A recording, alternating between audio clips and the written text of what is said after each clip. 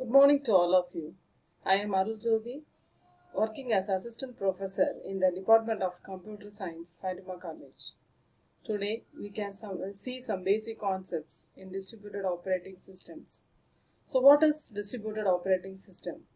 It is nothing but a group of processes connected through a common network to serve a particular job is known as distributed operating systems. Here we have a common communication network. So next we are going to discuss some basic principles in distributed operating system. So that is two types of systems are available in distributed computing system. One is tightly coupled and another one is loosely coupled.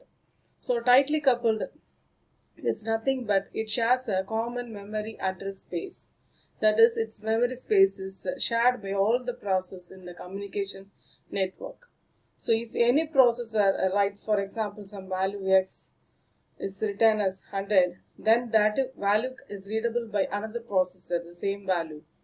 This is known as tightly coupled systems. Whereas in loosely coupled systems, the processor do not share a common memory. Each processor has its own local memory. Then if a value 100 is written to a memory location x, that value is not retained in another processor and it is not same in the other processor. So this is the logic behind this tightly coupled systems and loosely coupled systems. So this is the architecture for tightly coupled and loosely coupled systems. So here this is for tightly coupled. They share a common memory. These are the processes. They share a common memory. And the next is the loosely coupled with different local memories for different processes. And the basic difference between tightly coupled and loosely coupled systems is tightly coupled systems are referred to as parallel processing systems and loosely coupled they are referred to as distributed computing systems. In contrast to tightly coupled systems, the processor of distributed computing systems, that is loosely coupled systems, can be located far from each other to cover a wider geographical area. Furthermore, in this tightly coupled system, the number of processes can be usually deployed is usually small and it is limited by the bandwidth. Whereas in loosely coupled systems, we can use almost unlimited number of processes. So these are the basic difference between this loosely coupled and tightly coupled systems in the distributed computing environment. And next we are going to see some issues in designing a distributed system. Okay, so the first one is transparency. We are going to see 7 issues. First one is transparency, second one is reliability, third one is flexibility, fourth one is performance, fifth scalability, heterogeneity, and the last one is security. So what is transparency? Transparency is nothing but making some informations invisible to the user or hiding some information from the user is known as transparency. In normal English, we usually mean that transparency means making it visible. But here in distributed operating system, we are making some informations invisible to the user. So some hidden informations from the user is maintained by transparency. Okay, so there are different types of transparency are there. The way we access, the first one is access transparency.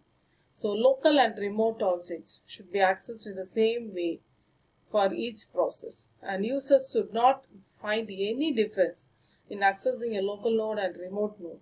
For example, it is navigation in the web. And location transparency. Objects are referred by logical names which hide the physical location of the objects. It should be independent of the physical connectivity. We have to hide the location of the resource. Example, pages in the web. And the next one is, what are the two main concepts of location transparency? That is name transparency and another one is user mobility. So what is name transparency? This refers to the fact that the name of the resource should not reveal any hint as to the physical location of the resource. And user mobility, this refers to the fact that no matter which machine a user is logged onto, he or she should be able to access a resource, the same name in the different node also. Okay, next replication transparency. Replicas means nothing but additional copies or duplicate copies. So we have to maintain, if we want to maintain reliability, then we have to maintain replicas. So replicas of files or other resources on different node, hiding the possibility that, but we should hide the possibility that we have multiple copies to the users. So replicas of the files and data are transparent to the user, that is invisible to the user. So next one is failure transparency. It deals with masking from the user's partial failure. So if there is a problem in our communication link, we have to hide it from the user and we have to recover it without the knowledge of the user. Example, database management system. And next one is migration transparency. That is, some object is to be moved from one place to another automatically by the system, not by the users. It should be transferred automatically. So we have to hide the possibility that a system may change location of resource. So due to load balancing only, we migrate one system from one place to another. So one among many reasons is this load balancing. And next one is concurrency transparency. So what is concurrency transparency? Each user has the feeling that he is the only user using that system. So multiple users, they will work concurrently, but each user has a feeling that he or she is the sole user of the system, that is single user of the system. And it hides the possibility that the resource may be shared concurrently. Example, automatic teller machine network, that is ATM and then DBMS. And the next one is 3 important issues that we are going to focus in migration transparency. So migration decisions such as which object is to be moved from where to where, this should be automatically done by the distributed computing environment. Migration of an object from one node to another, this should not require any change in its name. When the migrating object is a process, the inter-process communication mechanism should takes place. It's sent to the migration process, reaches it without the need of the center process to resend the message. There should be no need to resend the message. This is the basic thing in this migration transparency. And the next thing we have to discuss is about the properties, different types of properties. That is, we are going to discuss 4 types of properties. One is an event ordering property. This ensures that all access requests to various system resources are properly ordered to provide a consistent view of the system. And then next one is a mutual exclusion property. It ensures that at any time, at most one process accesses a shared resource, which must not be used simultaneously by multiple processes. And no starvation property, it ensures that if every process is granted a resource which must not be used simultaneously by multiple processes before it releases it. So before it releases, it should not be used simultaneously by multiple processes. That is no starvation property. And next one is no deadlock property.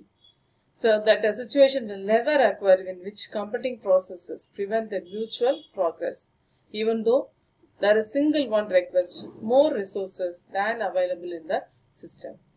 So next one is remaining 2 transparencies are performance transparency and scaling transparency. So what is performance transparency? It allows the systems to be automatically reconfigured to improve the performance. Though the loads vary dynamically from system to system, it allowed by the system to be automatically reconfigured. And the next one is scaling transparency. It allows the system to expand in scale without disrupting the activities of the users. Without disturbing the activities of the users, we have to make changes. That is, we can add more process or any functions. Example, World Wide Web. And next one is reliability. Second issue is reliability. Distributed systems are expected to be more reliable than the centralized systems. So there are 2 types of failures available. One is fail stop and another one is Becker time failure. So fail stop is somewhat harmless. So it stops after detecting the failure. Whereas Becker time failure will continue to work though it is of failure, it continues to work and produce wrong results. This leads to severe problems. So which one is better? Fail stop is better. Then we have to mostly avoid fault, and fault tolerance we have to tolerate by this redundancy techniques, that is keeping replicas and distributed control to avoid simultaneous functioning of the servers. Next one is fault detection and recovery. So atomic transaction, stateless server, and acknowledgement and timeout based retransmissions. We have to retransmit the message if it is not reached in a particular time. And flexibility, we have to see ease of modification and ease of enhancement. It should be easy to modify, and it should be easy to enhance new functions. And next one is performance. We have to increase the performance with the help of some techniques, that is batch processing, caching, minimizing the copy of data, and minimizing the network traffic. That is grouping similar jobs is known as batch processing, and the caching of data that is frequently used, and minimize the replicas. And you have to minimize the network traffic by keeping the remote node adjacent to the local node. And then scalability, it should be scalable if it can be handled the addition of users and resources. So scalability has three dimensions: size, geography, and administrations. Next, in scalability, we have to avoid mostly centralized entities, centralized algorithms, and we have to perform most operations on client workstations. And heterogeneity, mostly modern systems, they are heterogeneous in nature. That is, they use variety of hardwares, softwares, platforms. So what are the different variety of variety of devices are hardware devices, operating systems, networks, programming languages. So different types of hardware devices: OS, network, and programming languages. And security, so systems should be protected against distractions and unauthorized access. So we have to maintain 3 points. Sender of the message should know that the message was only received to the intended receiver, correct receiver, and receiver of the message should know that that particular message was only from the correct sender or genuine sender.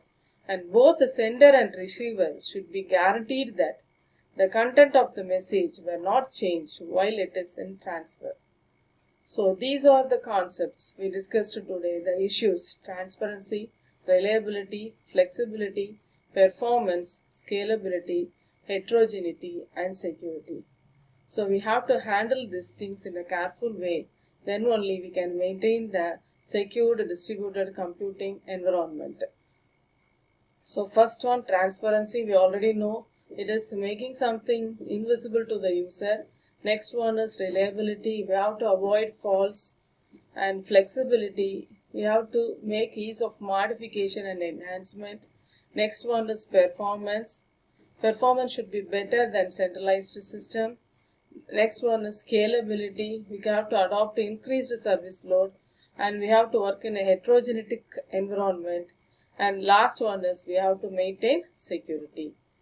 So heterogeneity, we know hardware devices, we can use variety of hardware devices: computers, tablets, mobile phones, operating systems, that is Windows, Linux, Mac, Unix, etc.